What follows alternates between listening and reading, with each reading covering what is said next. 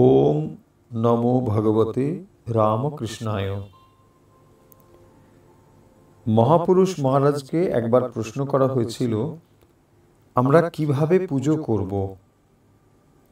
এই প্রশ্নের উত্তরে মহাপুরুষ মহারাজ যে উপদেশ দিয়েছিলেন, সকলের কাজে লাগবে মনে করে সেই উপদেশটি এখন আমরা পাঠ করছি।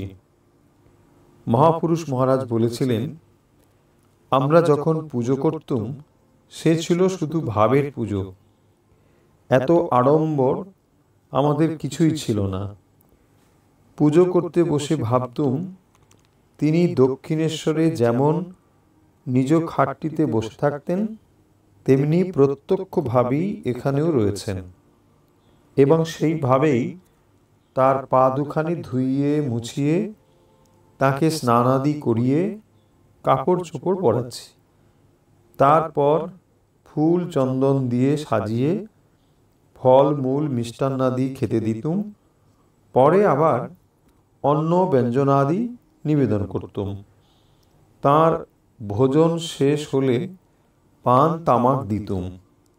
তামাক খাওয়া হলে তাকে শয়ন করিয়ে তার পদসেবা ও ব্যজন আদি করতুম, এবং তিনি ঘুমিয়ে পড়লে আস্তে আস্তে দরজা বন্ধ করে নিজের ঘরে এসে বিশ্রাম করতুম।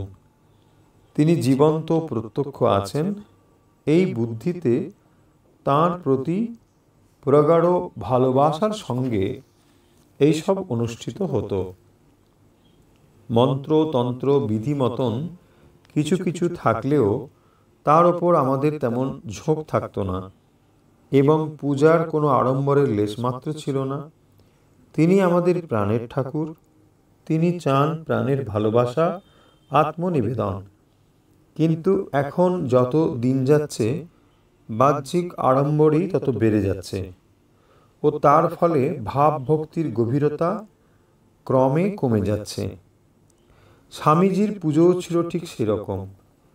তিনি তো ঠাকুর ঘরে গিয়ে প্রথমে আসনে বসেই অনেকক্ষণ ধরে ধ্যান লাগাতেন, খুব জোর ধ্যান। 1 ঘন্টা 1.5 ঘন্টা বেশ ধ্যান করে তবে পূজাদি আরম্ভ করতেন। ধ্যানের দ্বারাই সব হয়ে গেল। তারপর ঠাকুরকে স্নান করিয়ে সমস্ত ফুলে চন্দন মাখিয়ে 2 হাতে নিয়ে বারবার তাঁর শ্রীচরণে অঞ্জলি দিতেন। সে এক দেখবার পুজো ছিল। তারপর সাষ্টাঙ্গে প্রণিপাত করে উঠে আসতেন।